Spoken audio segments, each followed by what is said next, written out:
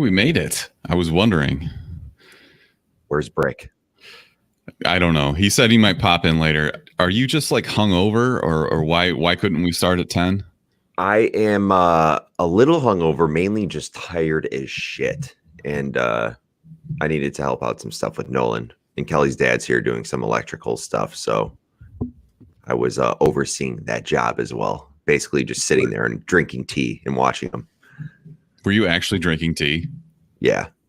When I get hungover, my voice is just, you could probably tell right now, but my voice is just bad. I can tell that you either just woke up or you were drinking yesterday. Yeah. Yeah, both.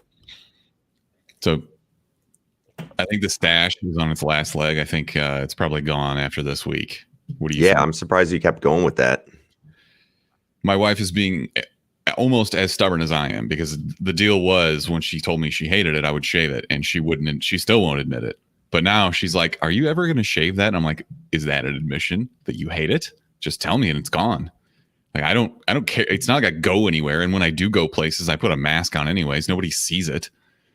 Just leave the soul patch. I could. I mean, then I would look like ultimate diddler, but I dropped my dog off at like doggy daycare the other day, and I was outside, so I didn't have a mask on. And the lady asked me like, so now that you're a dad, is that just a dad stash? I was like, yeah, that's definitely what it is. No, I'm just a weirdo. I'm just a weirdo. I mean, I could have just been like, no, it's for a Halloween costume or something. Nobody would have known the difference. What would you have said you were? A cowboy?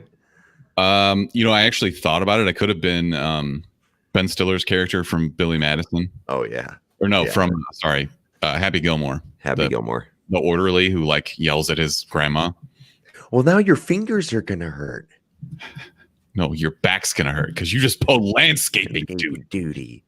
Yeah, so that's what I was. I mean, what was your costume last night? You went to a party. You said, virus be damned, I'm going to this house party. Yeah. We, Kelly and I were, she was Winnie from Hocus Pocus. I was Max Dennison. See, to me, you've always been more of an ice. I wish I had that. I wish I could commit to the ice engraving on the back of my head, and then that fucking leather, with that leather, like, what is it, like a bowl hat? What do you call those kind of hats? A weird set of earrings, a bowler hat. Yeah, I don't know. Yeah, I was thinking about being ice, but I don't know if I could commit to the whole getting that ice on the back of my head. But Ice's buddy has long blonde hair. It could have been you and Kelly. It would have been perfect. I know. That would have worked. She just gets a leather jacket. Damn it. Maybe next year. I need good suggestions. Like, I think I'm going to actually, I know I say this all the time, but I'm going to actually sit down and make like a good costume this winter, just because what the fuck else are we going to be doing? Mm-hmm. So my kid will be about 1.5 by then, almost. So what's a good tandem costume for a grown man and a baby? And the first thing that came to my mind is I could be Mandalorian. the Marshmallow Man, and my buddy Jack did that. But I could be the Marshmallow Man, and he could be a Ghostbuster, and then like huge, and he's just shooting his proton pack at me. He's too young to complain about what I dress him up as. Did you dress Nolan up? Nolan was a shark. Super cute. How much did he hate the costume? He actually didn't mind it because now he's like sitting up more, and the fin, the tail kind of helped him just sit up better. So he was just like in this big ass shark costume, just sitting there. I'm just like, all right. That's kind of enjoyed it. I don't know. You called me a piece of shit when you called me the other day and said, I told you I didn't have a costume for my kid. Like, he's not going to remember it. He'll see pictures. You're not dressing the kid up for the kid's sake. You're dressing it up for your Instagram. Oh, absolutely. But you could also show him pictures when he grows up and be like, look how cute you were. Now you're just ugly. Have you ever looked at a picture that your mom showed you and been like, oh yeah, that's a great memory? No, of course not. You don't give a shit about that in the future. No, but I've looked at a baby photo of me and was like, oh, I'm a little cowboy. That's kind of cute. I guess, I mean, I am the cynical nihilist, so I don't really see it, but to each his own, I guess. Have you thought about like how long is it going to be before you get him a movie quality Batman costume? I mean, he's going to have to You can't do that while he's growing. So maybe when he's old enough, I can pass him down the one I have. Because you'll have fully upgraded by then, right? Oh yeah, definitely. Okay. Are you sad that spooky season is over? No, I'm obviously I love the Thanksgiving time of year, like when you have Thanksgiving and then everything else is Christmas. And I'm kind of just now thinking about what I can just waste money on. And I think what I'm going to do is buy like a ridiculous train set and have it go around the house. I really want to sit here and pretend to be surprised, but I can't, because this is you. You're going to spend $5,000 on a fucking train set. That goes around I'm not talking like a shitty plastic one. I'm talking like the full on metal, like you go to a hobby shop. The guy's fucking been there working for the last 40 years. He started this little hobby shop and he has this train, and I'm going to be like, I want that. That's my point. We talk about this all the time. Like, you are incapable of not buying the absolute best of something. You can't just have, even if it's something you're going to use like twice, you have to have the $3,000 version of that. Do you know how much, like, these train sets are super expensive? My mother-in-law's boyfriend is an enthusiast, and like, I don't know anything about it. I pretend to, like, we went to Disney and like they have giant train sets there obviously sometimes, and he was pointing out and like talking about it, like, it's interesting. I don't know, like, that's a hobby that I don't even know how you get into that if you're not a train conductor or something. Like, how does that even catch your eye? I have no idea. I'm just interested in it, and I love like the companion like little pieces you can buy with it. You know, I'm gonna buy like the little ice skating rink with the kids on it. That's like a piece of glass. And then I'm probably going to get a custom figure made of me, just like sticking out the window as the conductor of the train, just waving to everyone.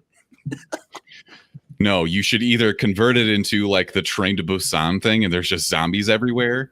Yeah. Or, oh shit, I just lost my train of thought completely. That was a good idea. I know it. Shit.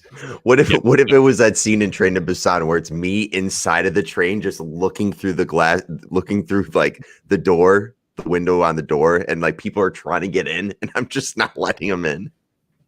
Or it's Snowpiercer, and like everything is just snow covered and shit. What you should do is borrow some of Joe's Dwarven Forge sets and set up like all of hell and have the train go through hell. That would be sick. Christmas decorations. You'd be like, oh, it's red. Why not? Joe tweeted out our Avernus setup from this week, and Dwarven Forge actually reached out and was like, hey, this is sick. Can we actually reuse this image? Because it's all Dwarven Forge stuff. So yeah, cool. They're probably going to have some.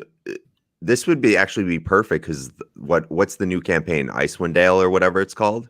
I'm sure they're going to start doing stuff or already have stuff for that campaign. Oh, no doubt. Yeah. And it's the winter theme, so go perfect. Well, the one that they just released on their Kickstarter was like swamplands and shit. So I asked you about spooky season, though, because there was a story I wanted to talk about. Did you know that O'Hare Airport is cursed by the Mothman? Mm-mm. What is the Mothman? It's literally like a giant moth. Do you remember the movie The Mothman Prophecies? I don't. Am I supposed to remember it? I mean, it was fairly popular. It wasn't like a low-grade B movie or something. Google it. Maybe it'll jog your memory. But it's basically like a big winged creature that would... it was supposed to be like an arbiter of things to come that were bad, like a bad omen type monster. It's a cryptid, like it's, you know, the Loch Ness Monster or a Chupacabra or Bigfoot or something. So like the Mothman is a cryptid. And apparently O'Hare Airport, which is about 10 minutes from the both of us, has a history of sightings of this giant winged monster. In 2017 alone, there were 55 sightings in Chicago. Okay, so I'm bringing this up. There's a couple stories here. In 2019, a truck driver allegedly saw the creature at the airport while he was picking up a cargo shipment. So like the Postal Service works a lot out of O'Hare because obviously it's a distribution hub. So now this year, about 3 weeks ago, late September, there was another sighting. A USPS worker who works the airport reported seeing the creature as she was leaving work one night. Initially, she thought it was just a really tall person in like a trench coat, but like you hit the unlock button on your key fob for your car and your headlights turn on, and it lit up this creature, and it was just a giant bird looking thing, like 7 feet tall with glowing red eyes in the parking lot at O'Hare Airport. Dude, what? And she said that it makes this horrible screeching sound like tires peeling out. I don't know why this, like, I'm infinitely more likely to believe a cryptid story than I am a ghost story. Dude, I don't this thing is fucked up. Right. It's scary, right? Let me see if I can find a picture and I'll throw it up on the screen. What nightmares they're made of. It kind of is. Oh yeah, this is for some reason there's a picture. Apparently Donald Trump was tweeting about the Mothman. I don't really understand that, but let me see if I can get this on here. Oh, there's a nice little to scale person like to help you understand of the Mothman. All right. So here's what the Mothman supposedly looks like. It's big wings, glowing red eyes, and it looks like fur, maybe? I don't know. Anyways, it's creepy, and if I saw this thing, I would just be like, yo, sick, it's the Mothman. Dude, this is fucked up. I've never heard of this. I'm surprised that you never saw them. Like, you love those shitty, this is probably mid-2000s horror movie. You love movies like this. Oh my God. There's somebody took a photo of it flying in the sky. So it's a combination. Was that at O'Hare or was that somewhere else? I think it's at O'Hare. I'm on this ihorror.com and I scroll down and there's just a photo of this thing in the air mid-flight. Mark, do you believe in the Mothman? I do. I didn't take much convincing, but I do. Yeah, literally, you're like, "What's the Mothman?" And 30 minutes later, you're like, "Oh yeah, totally. I've seen the Mothman all the time." Yeah. So if this is the harbinger of things to come, what next shitstorm is coming for us? I don't know. We're just all fucked. Fuck. Do you think there are going to be riots this week? Probably. They were already so when I went downtown yesterday, they were already boarding up. Like, they were boarding up all the stores. Lululemon was getting boarded up. Just like, geez. Who loots a Lululemon? Yeah, I know. Just like, I need some nice shorts that are breathable, but I can sweat and just keep wearing them and they don't smell. I don't get it. I am so tired of people telling me to vote. Yeah. Like, first of all, it's in your face 24/7 though. It's kind of ridiculous. Every website, everything. I just can't wait for this fucking election to be over, no matter what happens, because the commercials won't be on the air anymore. Mm-hmm. I won't have people berating me to go vote. Like, I already fucking voted. Okay. I'm in a ballot weeks ago. Yeah. And the problem is that is not that I see it everywhere. It's that you're not going to change anybody's mind if they weren't going to vote yet, or if they already picked a side that they were going to vote for. They're not going to. Nobody's out there undecided right now. This is the most diverse, like, divided two sides to anything ever. This is the worst it's ever been. So I just don't fucking get it. You're not changing anybody's mind.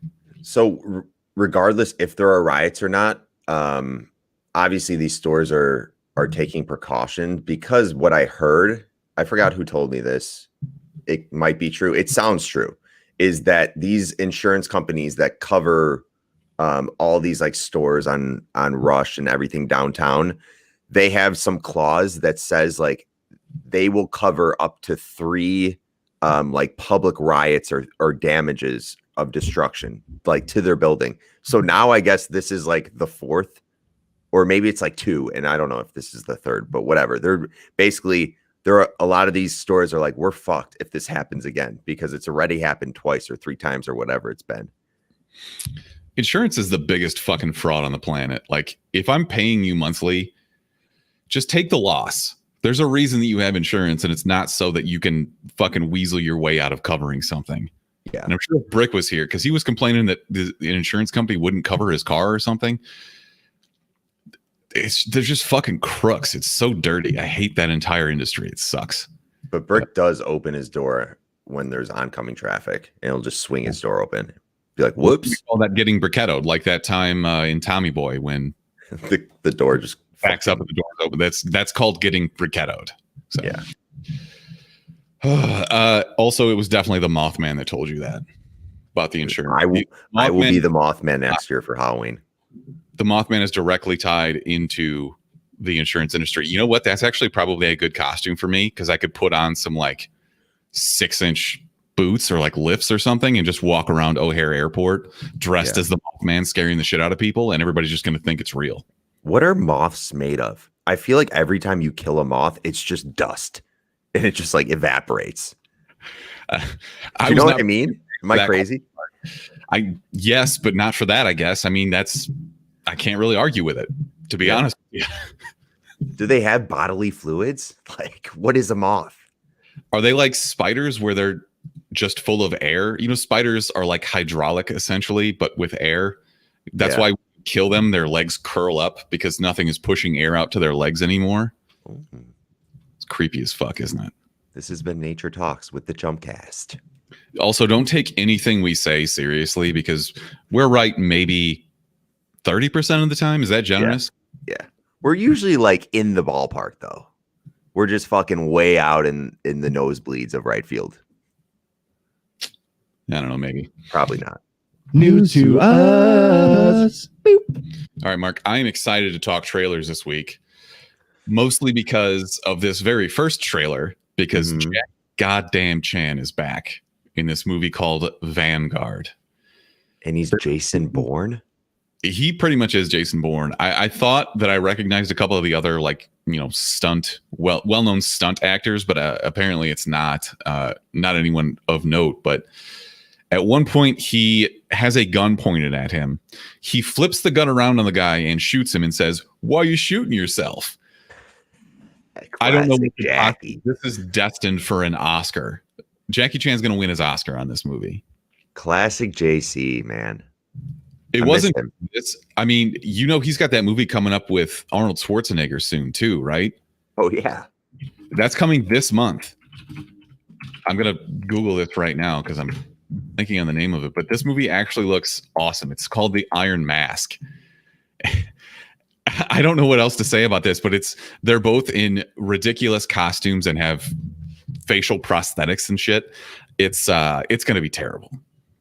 Oh, the CG in Vanguard from the trailer, that lion, I was like, wow, that looks terrible. That looks horrendous. I feel like you've been a real CG snob lately. I have been. Is there a reason? Like, did something happen? It's 2020. Like, this is what our expectation should be. You know, I feel like with all the software out there, you have these guys that are doing deep fakes and just like YouTubers that are doing ridiculous stuff with CG. Like they're taking the old Scorpion King footage with The Rock and they just make it way better, just doing it at home. So if people can do that at the comfort of their own home, you would think like the movie industry would have this down to a T now.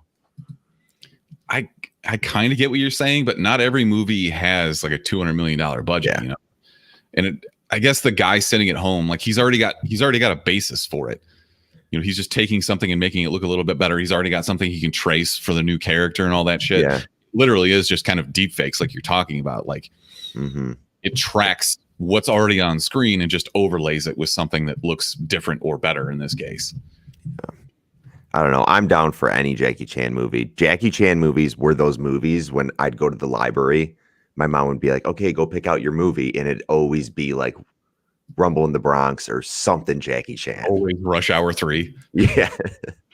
I don't even remember the first two Rush Hour movies. I only remember Rush Hour 3. Do they even exist? Yeah. Rush Hour 1 is a classic. You have to go back and watch that if you don't remember it. That's got to be mid-90s, right? Yeah. Those movies were great. What is the last Jackie Chan movie that you watched, whether it was a new release or just something you were pulling like nostalgia-wise? Probably one of the Shanghai movies. Shanghai, there was like, what, 3 of those? Shanghai Noon is the better one, I think. Okay, there's like Shanghai Dawn, I think. Shanghai Noon was good. That's 2000. Yeah, so Rush Hour, the original Rush Hour came out in 1998. Which is, to me, it seems like it should be like 1985. Yeah.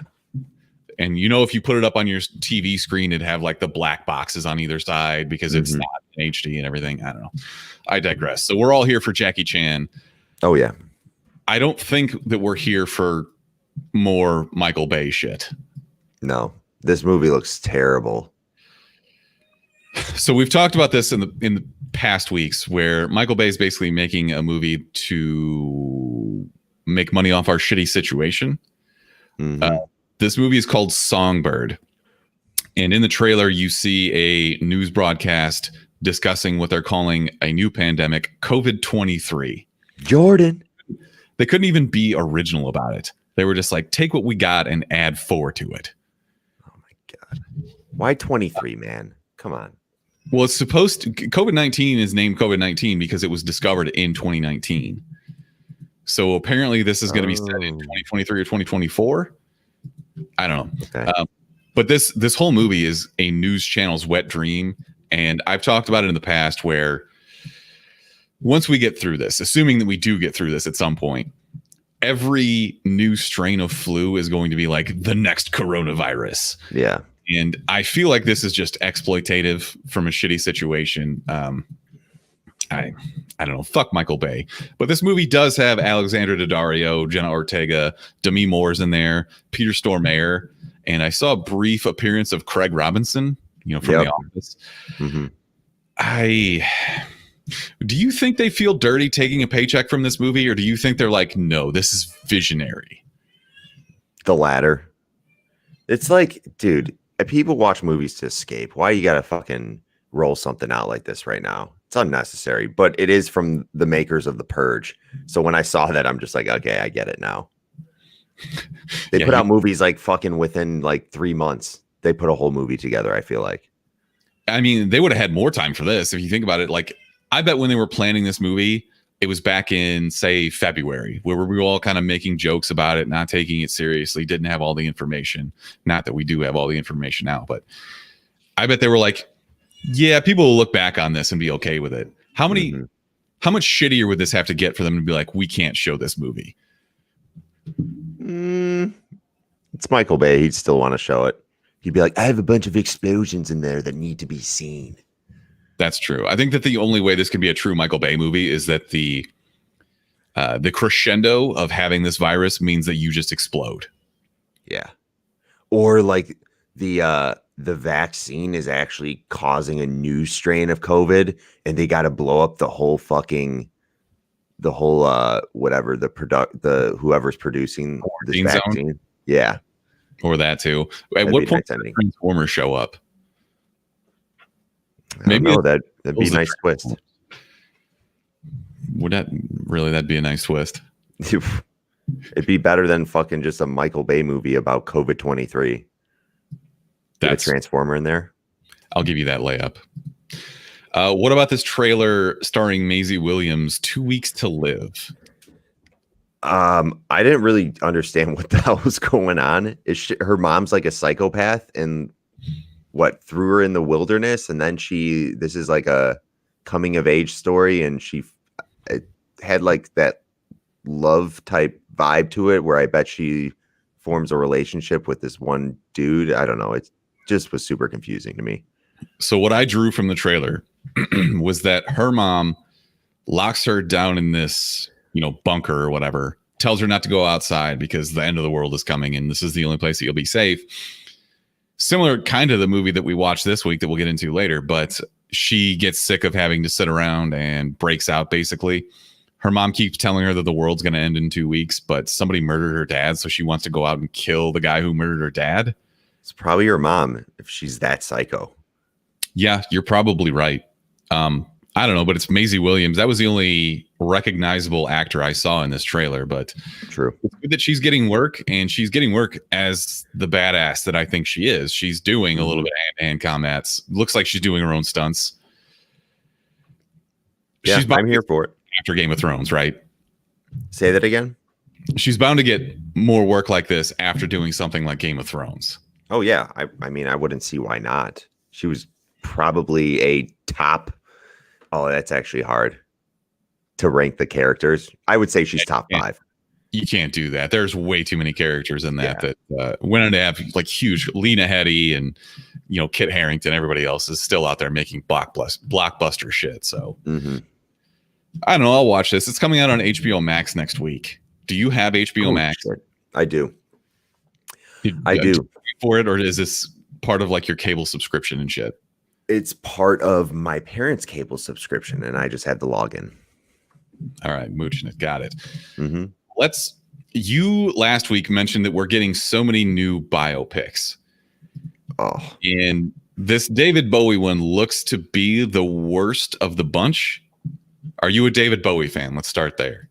Honestly, I wouldn't call myself a that actually sounds shitty if you say I wouldn't call myself a fan. I like David Bowie songs. I'm just not like a diehard David Bowie guy.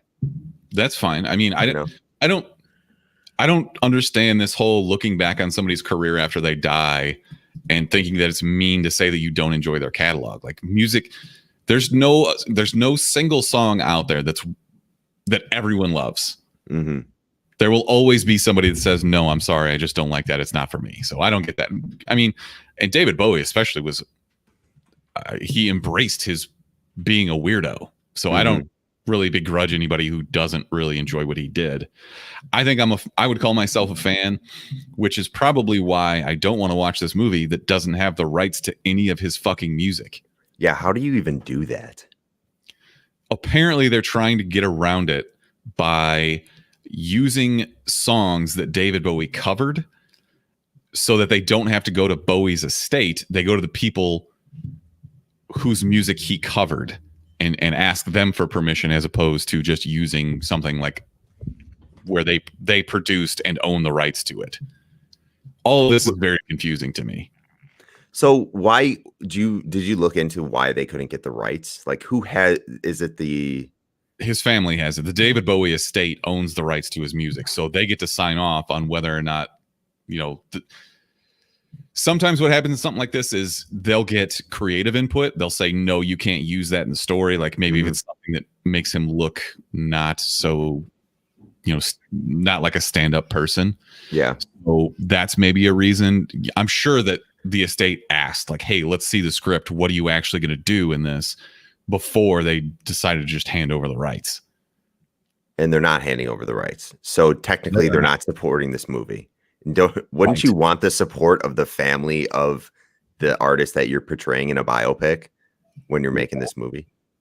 As we go back to our discussion on Songbird, I think that sometimes movie studios are just more interested in money than they are with doing the right thing. This is a bad move. Especially with him passing like fairly recently. Well, actually, it's been 4 years, but still, I think you need to do this type of movie right, and just not having the rights to his songs. That's I think that's kind of messed up. I do think though, it's kind of a bold move to be David Bowie's estate and say no, you can't use this, because regardless of how this movie is, he would have gotten an uptick on like Spotify plays or whatever, and they would be making money off of this. Oh yeah. For them to come out and take a stand, maybe they don't need the money. I'm sure that they don't, but I don't know. I admire that, because if somebody offered me money for something like that, I'd be like, yeah, fucking what do you got? I'm a scumbag. Just give me money. They probably saw the script and were like, this is garbage. No. But that implies that somebody else is going to come along with a better script, which unlikely. Yeah. I don't know. I'm done with biopics. We can move on. Not have any. I'm not watching this one. I won't watch this movie. It looks so bad.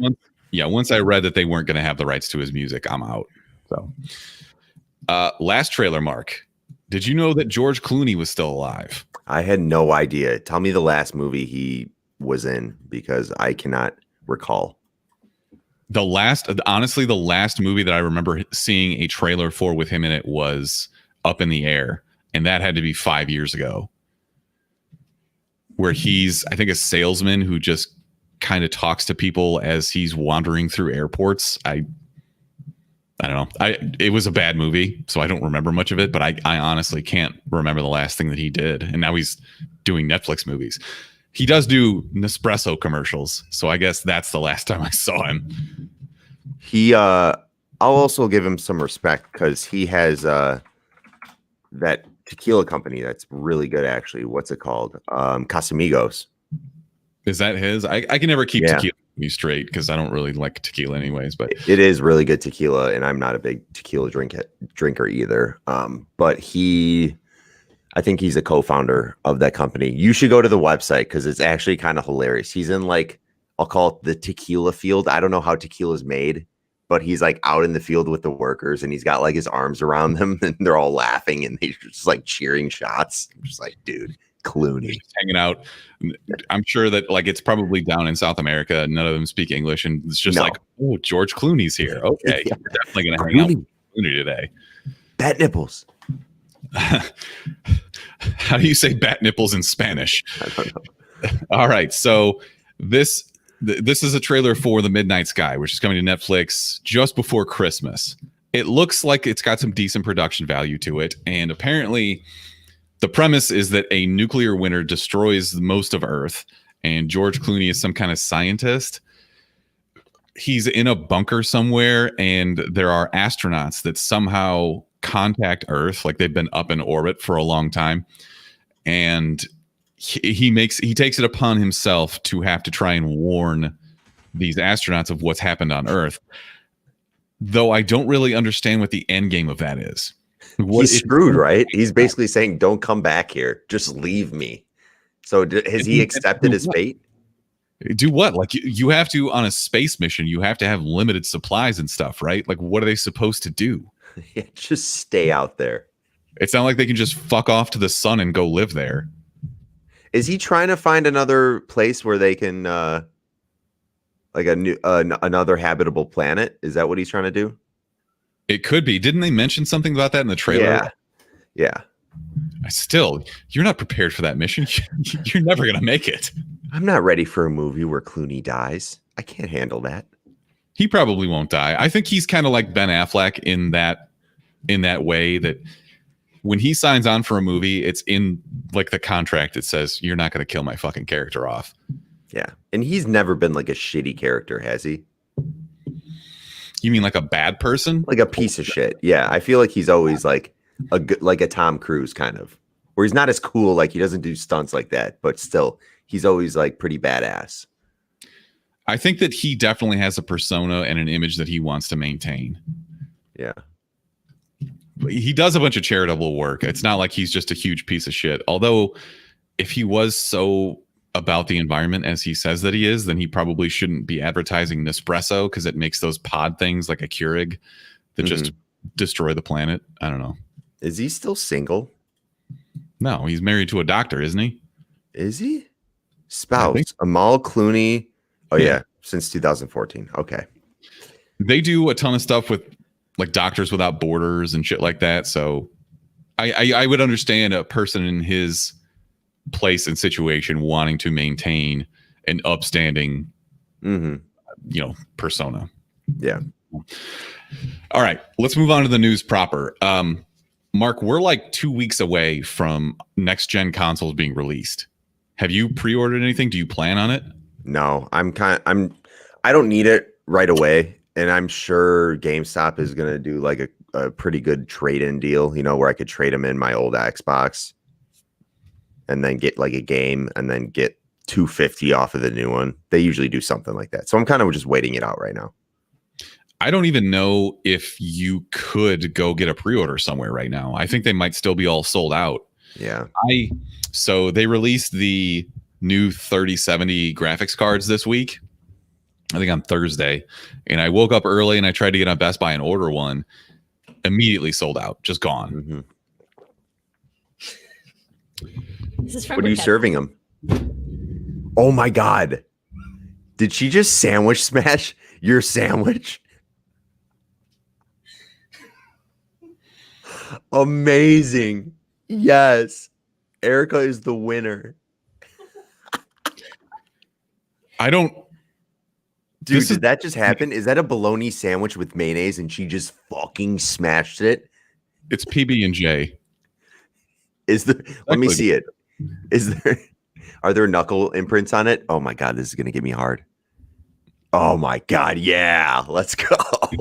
I don't know if this counts. Like, I wasn't eating this sandwich. I didn't make or buy this sandwich. I wasn't even planning on eating. I'm not even hungry. Is that why you're not so mad about it? Because you didn't ask for the sandwich? Mark, do you know any divorce attorneys? I could find some. Okay. Fuck off to the sun, ex-wife. What if you guys are like in a room going through paperwork and they just serve you a sandwich and she just smashes it? The attorney's like, this is why. I'm thinking, yeah, like you have to have a reason for divorce, like infidelity, irreconcilable differences, or sandwich punching, and I just fill in the bubble for sandwich punching. I knew something like this was going to happen too, because she was I saw like Bricketto text her, which of course, what the fuck else would they have been talking about? Bricketto's always scheming behind the scenes, just like yeah. And I know that he's gonna jump on this call and be patting himself on the back like, I'm such a fucking genius. Dude, that was an awesome sandwich punch, though. Mad respect to Erica. Let her know that. You're off the podcast and she's getting divorced. She gets it. And I saw the force she used to punch it. She didn't hold back. You know, it wasn't like a little doom. She fucking came down on it with all of her force. I guess you're kind of off the hook, though, because I don't have to choke you out now. I have to choke my wife out. Next time, tell Erica she's got to just like cut it in half. So when she punches it, the insides actually like splooge out. It's the real way to do it. I don't like that. Now you're talking about sandwiches all horny. You're talking about splooge and how you're getting hard. I don't like it. What were we even talking about? Oh, next gen console. What up, Boards Board? Bye. I was going to talk about this Miles Morales game because it looks sick and it's coming out in 13 days, and you can get it on PS4, which is what I'll be doing because I'm not going to buy a PS5 just yet. I don't even know if I'll buy a PS5. I might go Xbox. So I might just build another PC. Who knows?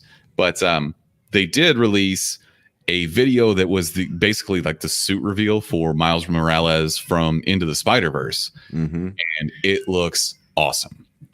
And of course, all the renderings that they're going to show you in the video are on PS5. Like they want to have the absolute, tip top specs for everything. Yeah.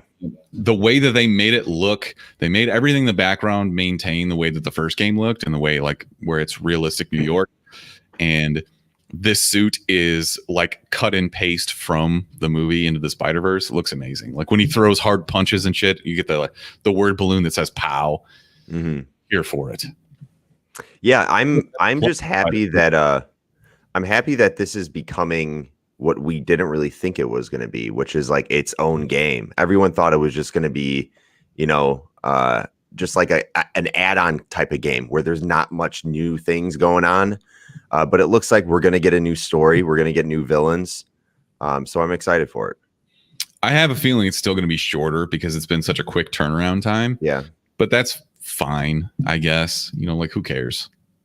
Yeah. Did the developers talk about when they started working on this? Like, was it after they put out the Spider-Man game, or were they actually working on it at one point at the same time? Like, were they working on this when they were working on the previous Spider-Man 2? My best guess is they're kind of taking the game engine and the universe they already built, because obviously they'd already built New York. New York's not going to change that much from game to game. I'm guessing they just took a lot of that and just redid the story, built a few new things, maybe some new mechanics. But like Miles Morales has different powers than Spider-Man. He can do the shock thing, but how hard is that to add to a game when you're already programming a game? I don't know. Yeah. So, anyways, we talked a couple weeks ago when we got the Animaniacs trailer. So Animaniacs been off the air for 20 plus years and it's coming back to Hulu. And now HBO Max and Cartoon Network have announced that Tiny Toons is coming back. Oh, shit. Were you a Tiny Toons guy? I was. I can't really tell you what I remember of it. I remember the intro pretty well, but yeah, I'm here for this. This is great news. I love how they're, I don't know, I'm probably one of the, I guess there's not a lot of people that appreciate these shows coming back. You know, it's they're still reusing old stuff that we used to have and not creating new shits. But I like the idea of bringing back like Animaniacs and Ren and Stimpy and shit like that. So, well, that was going to be one of my questions. Is like, at what point does this stop?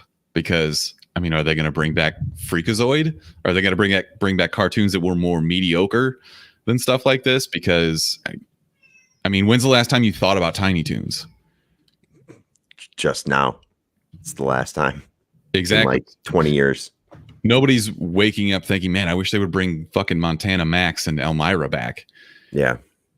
I mean, it had good ideas. It was kind of funny, like a Kid Taz, sure, or whatever. It's fine. I think maybe just don't make this a wave. Like, we don't need as many of these reboots as we have like superhero movies or whatever else is the trendy thing, biopics. We don't need that many. Yeah. Let's cool our jets. So also, I have this in my notes. Public service announcement. As of today, 3 Ninjas is available on Hulu. Just wanted to throw that out there. What one? The first one. The first one? Nice. Yeah. So it came out in 1992. I think you're more of a Tum Tum than you are a Rocky. Do you know my Tum Tum story? Please regale me. I made my mom. I basically said I want to look like Tum Tum, and they gave me a bowl cut when I got a haircut.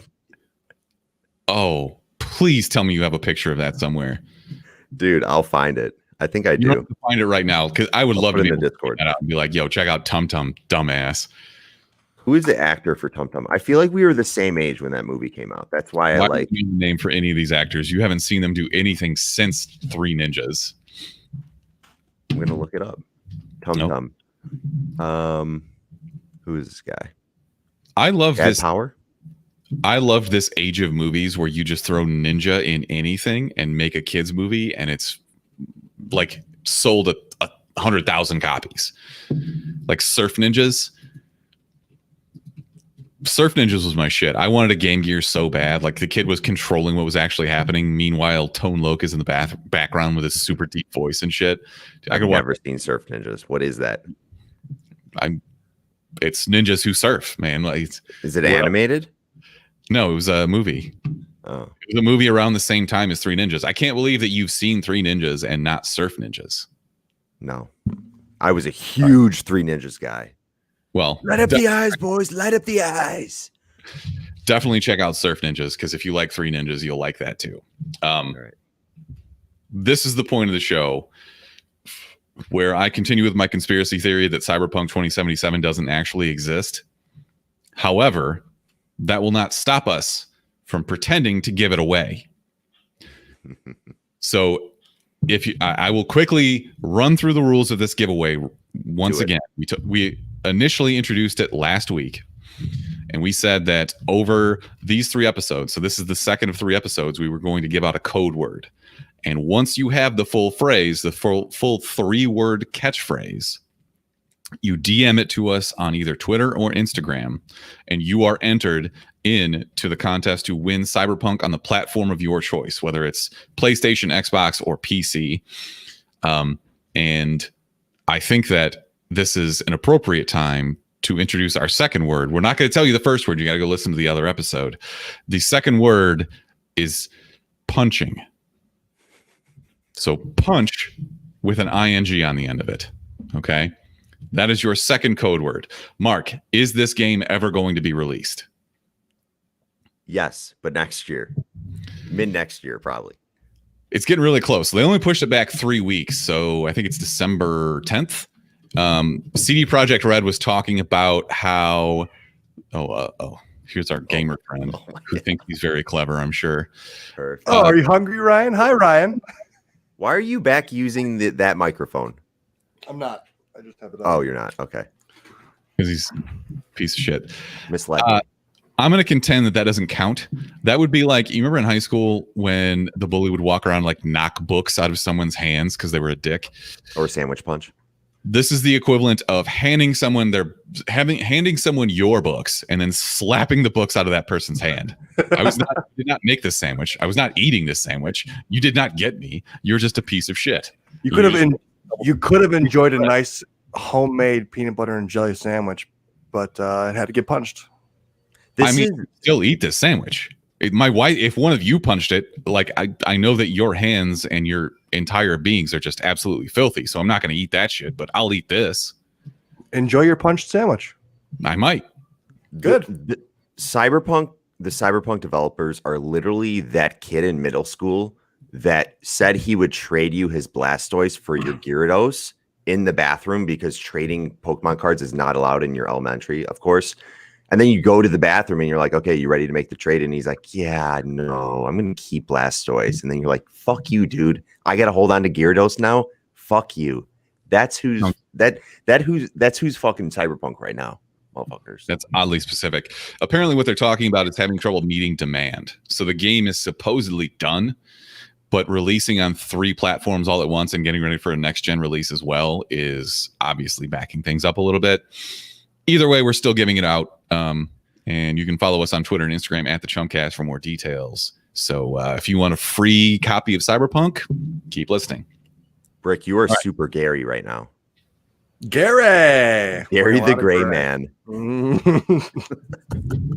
I don't get that reference. Can someone explain it to me? If you dress up as if you wear a full gray sweatsuit or just are gray in general, you're Gary. You're Gary the Gray Man. Yeah. If it's all blue, it's Barry. Same thing. Okay. Let's move on. Ubisoft. Anyways, not Ubisoft. I'll tell you that. It's not Ubisoft. They partnered with Netflix, and they're going to actually bring us a live-action television adaptation of Assassin's Creed. Brick, you're an ass Creed guy. How does this make you in your loins? I think it's better formed for a TV show rather than a movie series because obviously they botched it with Fassbender, but I think because of the period piece potential that they have for it, they can be jumping. It can be one season can be all one era, next season can be all another era. They don't have to get the same assassins either as the same character. They can keep changing it. So it's gonna be my point is you can cast multiple people for this. And the bigger it gets, the bigger stars you can get. But also it's Netflix, so they can just get people. Apparently they're getting Clooney now. So just get Adam Sandler's on contract with Netflix. He's just your actor in residence. Just get him to come be Ezio. He has the head shape for it. He looks like the Damon guy. He honestly. Okay, fair enough. Do you have it? So if you're not familiar with the game series, there's a real life guy, and they send his mind back in time to inhabit different assassins in different time periods. So we had Civil War, pirates, ancient Rome, ancient Egypt. You can think of. So who's your main current day guy? I think that would be good for Adam Sandler. Yes. Adam, again, he has the head shape for it. But he's not going to be out here doing stunts and shit. Exactly. So he's the main character. Also, every time they had a scene or a playback where you had to go back into the real time was always the worst part of every game. I wanted them to cut that out so much. Slow. You can't climb walls and shit. It's fucking terrible. It's like a shitty cinematic that you have to watch. That's just boring. You're get me back into murdering people. Wasn't there one on a pirate ship? That was the best one. Black Flag. Yeah, I like that one in the Civil War. The Civil War one was amazing, where you're a Native American who's basically just participating in the American Revolution. Super good. And the Norse mythology one is coming soon. I think that may have actually been delayed. No, the next Far Cry was delayed. The one with Gus Fring. Yeah, that pushed back to next year, I believe. So, Assassin's Creed Valhalla comes out November 10th. There you go. Wow, that's really soon. But I'm gonna have to play Spider-Man instead of that. Okay. When does Spider-Man come out? 13 days. Yep. Is that only for Xbox? Or I'm not sorry. I'm PlayStation 5 or PS4 too. Good. Okay. PS4 yeah. New Spider-Man. 100% in. I got to get that. Absolutely. Speaking of Adam Sandler, though, he's signed on for another Netflix movie called The Spaceman of Bohemia which I just assume this is going to be a comedy. Not really clear in the description, but this story follows Adam Sandler as an astronaut who is sent to the edge of the galaxy to collect mysterious dust between Earth and Venus. He soon finds that whatever his life was on Earth is falling apart. I assume his wife wants to leave him or some shit. So he becomes friends with an alien spider. I don't know what to say about this other than it sounds like an Adam Sandler movie. He becomes friends with the spider. Do you think this is a movie where he does the stupid accent, like a dumb voice? 100%. So he's an astronaut traveling through space. Yep. Is this going to be one of those? Remember from Love, Death, and Robots, that one where the astronaut like goes lost in space, Breaks her hand off? No. This is where he's like fucking his old shipmate, and it turns out it's just like an alien who's like sucking the life force out of him. Yeah. And it's like disgusting. Like, ugh. God damn. I was flipping through Netflix the other day, by the way, and I happened upon Love, Death, and Robots, and I was just looking for more episodes. They said it's been renewed for another season, so I'm excited for that. Ooh, okay. I'm all for it. So there we go. Yeah, we'll watch this because it's on Netflix and it's Adam Sandler. So the most important news of the day, Keanu Reeves cut all his hair off. No. Guess it's fine, though. He's been doing the John Wick do for a long time. We're ready for the Matrix 2 again. Does this mean that when he goes to do the next John Wick that he's going to like wear a wig, or will he just shave his head and roll with it? Shit, that's a good point. I don't know. He's not going to wear a wig, but why would he cut off his hair? There's no reason for him to like cut off. I mean, he's been acting for 35 years. Yeah. I don't know. We'll see. I don't think we can have a John Wick without those luscious strands of hair he has. Fair enough. Okay. I guess the actual most important news of the week is that Oscar Isaac, who is getting all of the Hollywood jobs right now, Moon Knight, has signed on to be Moon Knight for Disney Plus. So there is no director attached for this. There's no start date set. Probably a little soon to get excited about this, considering that everything's shut down. We're just kind of now getting filming back up and running, and there's a good chance that could shut down again as it starts to get cold in the northern hemisphere. Mm-hmm. Who's playing Apollo? Who's what? Who's playing Apollo? He's talking about Midnighter and the Apollo. This not Moon Knight. It's just not good. Thank you. Fell flat. Sandwich punching 2.0. It's just a fucking dingus who makes bad jokes. Dude, what are they going to do with Moon Knight's suit, you think? You think it's going to be all fabric? Yeah, why wouldn't it be? I don't know, because, I mean, Moon Knight's pretty jacked. Like, are you going to have Oscar Isaac in a muscle suit? Are you saying Oscar Isaac can't get jacked? Like, Moon Knight status jacked? I don't know. I don't know. You don't think they would go like a more like high tech route with the suit? Like still make it, where they have the overhang like over his eyes, but it would be more. Well, and I think that Oscar Isaac's probably already doing steroids. Probably. Like just getting ready for this role. As soon as Deadline announced this, he's just like, fuck it, let's get on some. I don't know, Mark, what steroid do you use? Everything. Horse tranquilizers. He's got a small bone structure though, so he can put on muscle mass pretty quickly, I bet. So does Tom Cruise, and they make him look normal sized. I don't think Tom Cruise has ever taken steroids. He's got to be. I bet he has.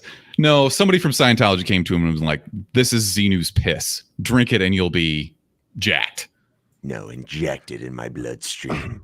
It's like the Super Mario star. Drink this pee, and you will be forever invincible. Except Tom Cruise doesn't get that reference because he's Tom Cruise. He probably does. He's Tom Cruise. Best. We the best! Worst. The worst! She's the worst person in the world. Huge, dang, terrible, but thank you. All right, Brick, since you just joined us, I will let you go first. Do you have a best man alive? I have a best woman alive, and it is Erica Smith for punching your sandwich that you definitely wanted but didn't ask for, but now is inedible. So shout out to Erica. She's dope. She's cool. She rolls with the punches, if you know what I'm saying. Shout out. Did you know that her name is not actually Erica Smith? No. She's never changed her name because she doesn't actually love me. She does. That's understandable, though. No, completely. More respect for her. I was never like, I can't believe you wouldn't do this. Like, I completely understand that. Good. I'm really happy that her name is still good in my phone then. It's Erica Grown. There you go. Okay. What kind of sandwich was it, Smithers? I told you, peanut butter and jelly. Oh, yeah. No bananas in it? No, just looks like peanut butter and jelly. It was crunchy peanut butter and strawberry jelly. She didn't even toast it. Maybe I should get a divorce. I told her to make it as poopy as possible. I saw you text her and I was like, what are you idiots planning? Because it's never just going to be like, hey, how you doing? I got it. Did you hear the news? It's always some stupid plot against me because you guys are assholes. That's not true. I did text her the other day about the Harry Potter game that's coming out. Wow. Okay. Mark, who's your best man alive? You got it. I do got it. I was hoping you would give me like a little I have no idea. This dad, whoever the dad is that created this costume for his son. So this is the best part is right. This video is making the round currently on Twitter. Actually, Marshmello, the DJ, tweeted it out. Although I do have an issue with that. He's playing a DJ Snake song. Yeah, it's not Marshmello. So I don't know. This is definitely the dad getting the kid like, hey, wouldn't it be awesome if you were this guy who you've never heard of and you don't know anything about for Halloween? This is TJ in 10 years. Mark, like next year. What do they do for actually trick-or-treating? Do they just leave that kid in the disco ball and like walk up to the houses and he's just fucking hanging there? Like, I love how his like appendages were just like limp. They weren't even moving. They only were moving when the DJ was moving. It was great. A kid that age, though, like you pick them up and they're just made of rubber. Like their limbs just go wherever. They don't give a shit at all. The wind takes it. Pretty much, yeah. So he's in the disco ball. The kid is dressed up as Marshmello. He's got the giant head thing on as well. Does anybody care that he's just a complete ripoff of Deadmau5? Like with the DJ mask. He's a marshmallow. He's not a mouse. He's also alive. Of Daft Punk, who wore the robot. I guess. So, I was gonna say you could say the same thing about Daft Punk then. Yeah, maybe it's just an homage. The one thing is you gotta have a Marshmello song playing. At least when you're taking the video. Exactly. Yeah, or overlay a Marshmello song. Like he's gonna tweet it out. Marshmello actually tweets it out, and he's not even talking about the fact that it isn't his song, but whatever. I'll let it slide, I guess. DJs rip other songs from people anyway, right? Don't they just mix it eventually? I don't understand anything about music. I couldn't even begin to speculate. So it's a good choice, though. Let's stay with Twitter because Big Jon Lester, two-time World Series champion, Cubs legend, probably the best trade for a Chicago team that's ever, or best free agent signing for a Chicago team that's ever been done. Arguable, maybe that or Marian Hossa. I don't know. It's up there. But the Cubs have declined his option for 2021, which doesn't necessarily mean he's going somewhere else. But he could come on for less money. He's probably at the end of his career. He's maybe got one decent year left in him. We'll see.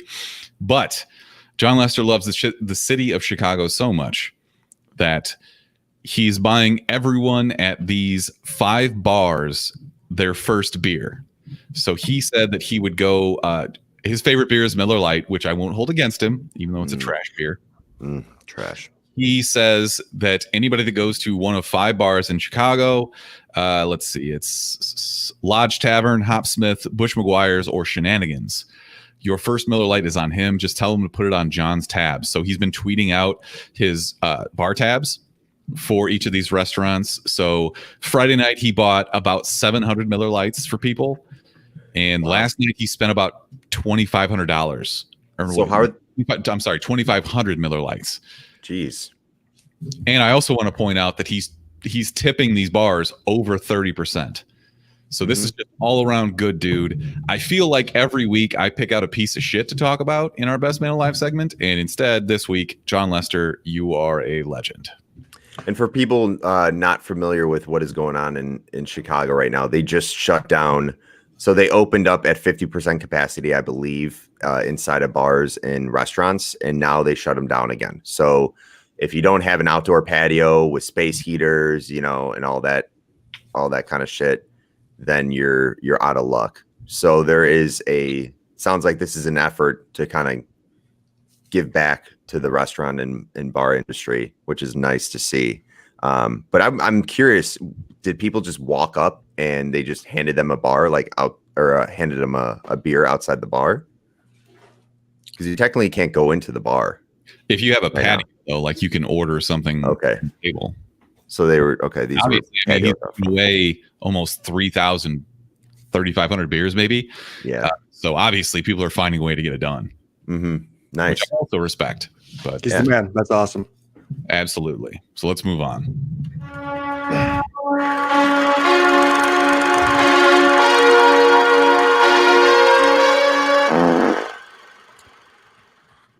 I'm going to blame Mark for us missing kickoff of the noon games. Ooh. But that's all right. We'll survive somehow. We'll try to keep this brief because we're already running a little bit long and I want to watch football, but we did watch Love and Monsters this week. Brick, did you happen to catch this? I did. All right. Nice. So let's get the nonsense out of the way. Love and Monsters currently at 90% on Rotten Tomatoes, 86% from fans. I watched this before we realized that we were going to do a review on it. I'm kind of glad that I did because there wasn't shit that came out this week, really. There's a couple TV shows, but no good movies. So this is directed by a newcomer to the scene, a guy by the name of Michael Matthews, but it was backed by a pretty well-known person in Hollywood named Sean Levy. He has directed some episodes of Stranger Things and also produced like Arrival and Why Him with Bryan Cranston and what's his name? The older who's the guy from The Interview that's not Seth Rogen? James Franco. Oh, James Franco. Mm-hmm. Sorry. Anyways, the plot of this movie. An asteroid is heading for Earth. Earth governments get together and they say, yeah, fuck it. We'll just shoot some missiles at it, blow it up. But the chemicals from this missile fall back down to Earth and it causes all cold-blooded animals to mutate into gigantic monsters. So we follow our character here, played by Dylan O'Brien. His name is Joel. He's evacuating Fairfield, California, which is basically like ground zero for this, at least in America, or at least in the universe that we see. He's separated from his girlfriend, who he loves very much, even though they're like in high school or something. I don't know. Mm-hmm. But he promises he'll come find her eventually. So 7 years later, Joel is this coward who lives in a bunker with a group of people. And every time they go out hunting or something, like to collect supplies, he has to stay behind because he's a huge pussy. He freezes up every time he sees one of these monsters, whatever. The other people in his colony like actually fight monsters off until one of them breaks in and kills one of his people. It's at that point that Joel makes radio contact with his former high school girlfriend and decides that he's going to travel 80 miles on the surface where he's never been, and he's going to go rekindle this romance that they had. Mm-hmm. That thing. You nailed it. Perfect. He meets some people on the way, including a dog who is very nice, even though his name is stupid because it's just Boy. But yeah. Let's start with the cast, because when I saw Joel, our main character, played by Dylan O'Brien, I didn't even recognize him.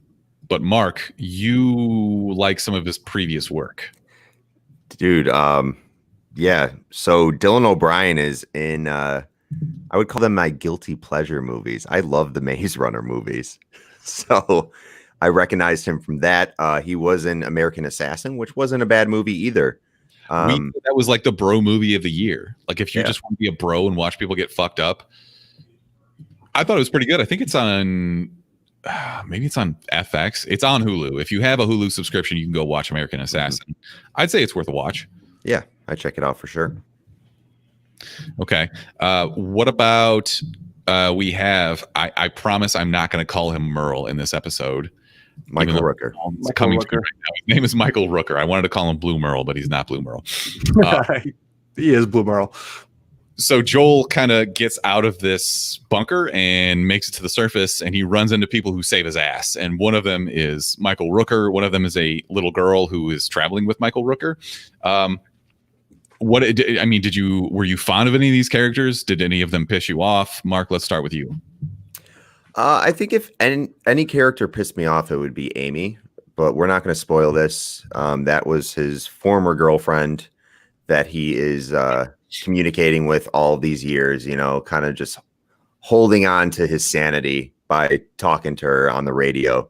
And when they meet up, things change. I'll just say that. But overall, man, I thought this was a nice little movie. That's what I'll call it. There's some nice acting in it. CGI wasn't too bad.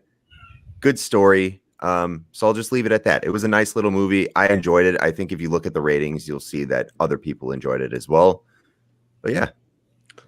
They had some Punch and Judy like comedy in there. It wasn't like big laughs, but it'll get the job. It'll like, oh, nice. That was witty or, clever or interesting and kind of made sense within like the context. And he was like more likable because of because of the comedy, but it wasn't like over the top, really good comedy. It was like layered, or it just hits you enough to make it an impact. I agree with you on the CGI, but go ahead, Smithers. Sorry, I didn't mean to interrupt. I'm trying to think of something else I can compare this to that's kind of just like a dumb horror-ish movie, and I'm thinking like Zombieland, Warm Bodies, something else like that. And I don't know, I really enjoy this genre where it's kind of a horror or like a monster flick, but it doesn't take itself seriously. I hope we get more stuff like this. Yeah, no, I'm fond of that as well. It wasn't what was he in like Percy Jackson's like? Wasn't there a Percy Jackson's like Titan games or some shit? Nothing comes to mind. I think you're totally just pulling that out of your ass, but sure. It's kind of the similar, but it's like that's like a little too teen. It's a teenage movie. This one kind of has that vibe, but it's like it is kind of weird for you to bounce like between movies like this or Maze Runner and then American Assassin. American Assassin is a very dark type movie. There's no laughs in that. Like his fiance gets murdered by terrorists and he goes on a fucking killing rampage. Like that's not at all like any of these other movies. So he was in Teen Wolf on MTV. He was in... That's really it. He was in that terrible Deepwater Horizon movie with Marky Mark. Oh, yeah. Yeah, the movie is called Percy Jackson and the Olympians, but it's like a teenage movie. This one's like it's like not as cheesy as that. Yeah, it's like a less cheesy version of that, I felt. Okay, is there anything about this movie that you guys did not like? Brick, you go first. I would have liked to see more of Michael Rooker and the girl. I thought they in and out. It was as if they were gone in a flash. I wanted more of them. Yeah, this little girl played by Ariana Greenblatt, Minnow. I thought she was great. And she was. Brick, to your point, having more Michael Rooker is never a bad thing. I did think this is a lower budget film, so I'm not going to sit here and go deep into the CGI, but the CGI was fine. It wasn't the best, but I did appreciate the world they built, and I thought it was semi-original. The idea of like this, this chemical mutating and basically enlarging all these like insects and shit. It was pretty interesting, their take on this. So I think you could definitely expand this universe, and I think that's kind of where they left the ending of this. And it ended with Michael Rooker, us seeing Michael Rooker again. And I think they're gonna do a sequel for sure. I would absolutely watch a sequel for this. I loved it. I don't know if it was just like the mindset that I was in, but I watched this and I was just like really happy as I watched it, just because it doesn't, like I said, it doesn't take itself seriously. I think this is absolutely an under the radar movie that everybody should watch. It's not like, even if you don't love monster flicks and stuff like that, it's not really, it doesn't lean too heavily on it. It It just has a good time. The one complaint that I had about it is that it was a little bit predictable in some of the characters and the way that they reacted to things. That's fine. Like it's not going to win an Oscar. It's not up for like, a BAFTA for writing or anything like that, but it knows what it is and it sticks to it and it does those things well. So Brick, did you notice? While I was watching this, I was texting Smithers my takes, and there was that flashback to where like his parents were making him leave the house and they were getting in the car, and his mom just hands him a shitty ass chandelier, and he's holding it while his girlfriend is leaving, and he's like about to cry, and he's just holding the chandelier. It's like plastic fake candles like melting on the top. It looked pathetic. Yeah, and then he took it on the way out too. He's like, he kept it. Yeah, he didn't put it down ever. He just kept rolling with it. It was great. Here, son, you're never going to see your girlfriend again, but take the chandelier because it's our family heirloom. I bought this yesterday. I'm not leaving it now. Just came from Amazon. You can get this for like $8 on streaming. So I absolutely check this out. I mean, pirate it if you want. I don't give a shit. Who do I care? Why do I care? But I thought it was great, and that's all I have to say about it. Anything else from either of you? No. Go watch this. Go watch it. Yeah. Check it out.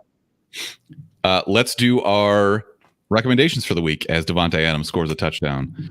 Mark, why don't you kick this off? Let's go, baby. Devontae. I'm going to recommend Kraken Dice. So, as you know, we stream D&D every Tuesday. I'll recommend that as well. Make sure you guys tune in this week for our descent into Avernus. But I went ahead and went on, I think it's like krakendice.com. I don't know, Google it, and bought some dice. I bought a dice tray, like a nice leather dice tray. So if you play D&D, definitely check out Kraken. You probably already heard of them, but I never heard of them, and they have some sweet stuff on their website. So they were doing a free set of dice this week. All you had to do was pay shipping and handling. So check that out. I've got a couple things. I got pretty deep into The Leftovers starting this week. So I'm midway through the second season. There's 3 seasons, 10 episodes each. This was originally on HBO. The premise is 2% of the world's population just disappears one day, and nobody has any idea why. Obviously, people overreact to it. They think that it's either God or the devil, or new cults start, and there's people out there claiming to be prophets and shit like that. I'm pretty into it, although I've been warned by Elise and a few other people that if you're looking for resolution at the end of this, it is a completed series. I think it completed like 3 years ago, but there's not much there in terms of resolution. So you're just kind of left wondering a few things. I already have a lot of questions that I can't get answered, so I guess we'll see how this goes. But I'm pretty into it. So it's a good show. Recommendations for me. I have not had much of a I haven't been watching things recently. I've had guests over. My recommendation is big guest guy. Having friends that come to visit you. Yeah, have friends. Friends are dope. Just that's my recommendation. I will say one of them was pretty drunk and woke up in the middle of the night and like had to drink a bunch of water. So he grabbed the first thing off of the nightstand. Vodka. Oh no. And then he went to the sink and filled it up. He drank it I 3 peed times. No, it was just a candle. He was just like drinking out of a candle. I was like, all right, nice. Yeah. He's like, damn it.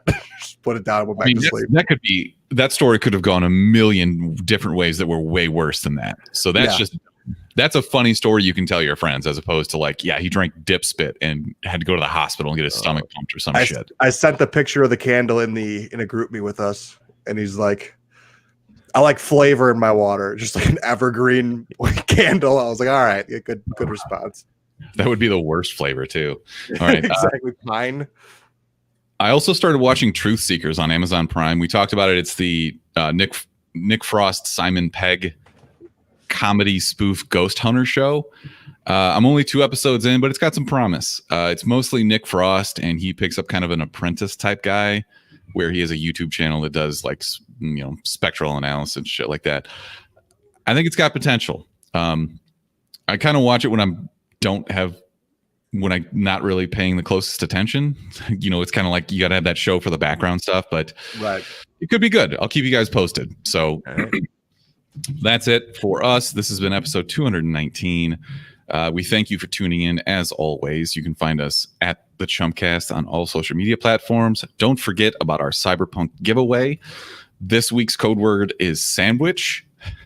Last week's episode and next week's episode to get the full code phrase and DM it to us after the episode, and we will enter you into our contest. You can also retweet or repost on Instagram our posts with the hashtag cyberchumps.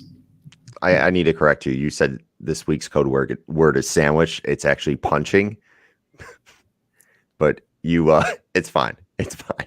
Last week you might have gave away last week, but whatever. Go ahead and enter, guys. What are you gonna do? I literally came into this. I was thinking like, okay, we can't say last week's word too. We got to make people go. I'll cut it out and post, but whatever. If you're listening on the stream, then you saw it. Sorry. Thanks for listening. Tuesday night we'll be playing D&D, our Descent into Avernus campaign. I think this will be our 21st entry, so obviously we got a huge backlog there as well. Somebody died last session. It's getting hot and heavy. Spoiler alert. Yeah, one of our characters just can't stop dying. He just is bad at it. But that's it. Episode 219. Thanks for listening, and we'll catch you next week. Until next time. Motherfuckers. Peace. Ciao.